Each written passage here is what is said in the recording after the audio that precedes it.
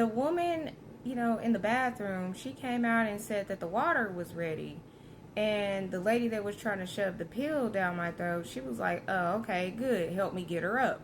So they both lifted me up, but really just was rough with me. Like, I couldn't control my body. My body was in shock after that point. I couldn't control anything. So my feet and everything didn't work. They was like, put your feet on the ground, do this and do that. I'm like, I'm thinking in my head, since I can't speak, are you guys gonna call the hospital, the cops, something? Like, and I'm asking them to call the cops. Like, call the cops. This is not something that you just handle. Like, I'm sitting here going through it. So, I just immediately start praying in my head because I knew that this night was going to take a wild turn. We got to the bathroom, right, around the corner to the bathroom or whatever. And, my nerves are bad telling this story, but I'm going to tell it. So we got to the bathroom. Man, it was steam everywhere. Hot, scalding hot water. They basically picked me up from the top and then, my legs, and they just plopped me in the water. The water splashed and got on them. They start cursing and everything because, it burnt them. So, I was in there and I was like really trying to scream, but it was like a stuttering sound. Like I don't know how to describe it. I couldn't really scream because all my body was into shock. And, I tried to get out of the bathtub some type of way, but I couldn't get out.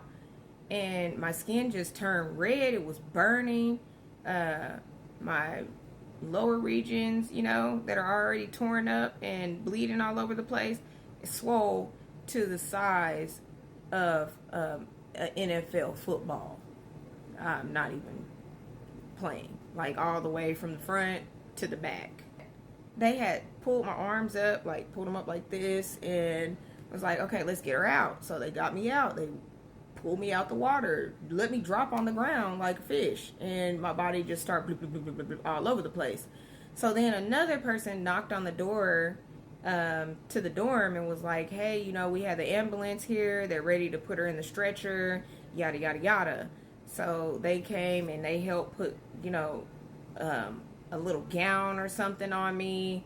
And I guess they came in, the paramedics, they came in and put me in the stretcher and were taking me to, out of the dorm into the ambulance. Well, while they were taking me to the ambulance, the people that were bullying me constantly, they were out there just saying mean things, like saying that, oh yeah, that's what that da-da-da-da-da gets, and yada, yada, yada. And it was like everybody was just so happy. Like, it was like some people were sad and some people were scared, but it was a lot of, my haters they were just happy that it happened to me.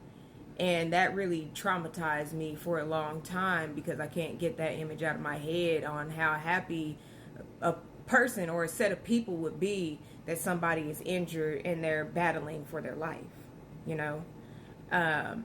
but I arrived at the Indian hospital, and as soon as I got there, I don't know why they took me out of the stretcher and into a wheelchair. Like, that was the thing to do. So they told me to sign papers, and I'm sitting up here like, I can't sign papers. So they grabbed my hand, put the pen in my hand, and was like trying to make me sign the papers. And the woman in the hospital had an attitude. I'm sitting up here looking like, okay, yeah, I know this night's not going to end good. Anyway, I just start praying in my head once again, asking God to stay with me and stay by my side, God, because I'm here alone. I have no one by my side. And they seen that I couldn't, create a signature or whatever. And so they just rushed me to the room. They just wheeled me back there to the room and caught an attitude, like aggressively shoving the chair and stuff and shaking me. And they lifted me up and put me on this bed. They was like, well, you have to put your own catheter in. Now, mind you, my my womanhood down there it was a huge size. You're not going to be able to get a catheter in there at all. And it was all the way to the back too. At all. You're not. So they were like, oh, okay. So they sat there and basically, told me to calm down and everything. And I'm like, how am I supposed to calm down? Can you guys give me some morphine, something? Like, I'm sitting there waiting, but they didn't do anything. And another woman comes in or whatever, and she had this steel tray. It was loaded with a whole bunch of syringes. They were empty syringes, though. I'm like, where is this stuff that, you're supposed to inject? But they came in with empty syringes.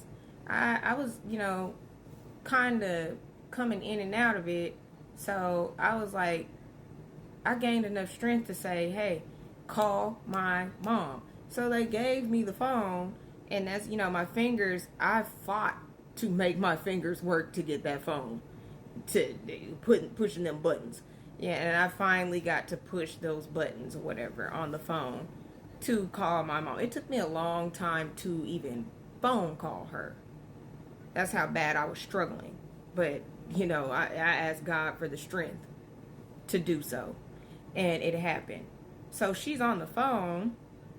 And, long story short, I told her everything that was going on. They're sticking me meantime in between time with empty syringes, jerking them back, putting the needle down, grabbing the next one, jerking it back over and over, and it's just sending my heart rate all the way up, skyrocketing it. And I told my mom, I said, Mom, I'm back, is everything's gonna be okay? I'm gonna die, And she started screaming or whatever, and on the phone really loud, and I'm like, shoot, I'm just fading in and out of it at this point. And then, like, all of a sudden I look down and I see a book. I'm like, where's this book from?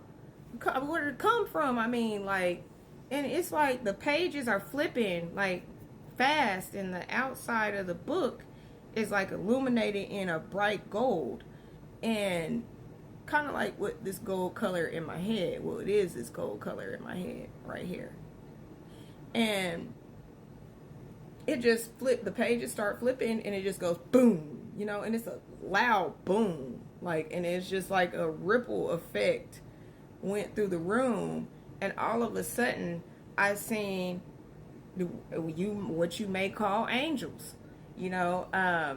I seen two with every person that was in the room walking around. They are not the same height as me and you. They are very tall. They dress real extravagant.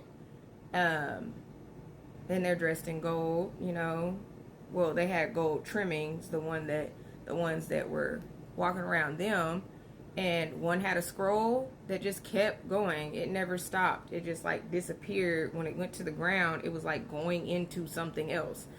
And the other one had a blade, like blades, but it had a blade on the side, and it looks like the galaxy is moving, like in the blade. That looks like what the blade's made out of. And I look, and it's two gigantic lions at the end of my bed.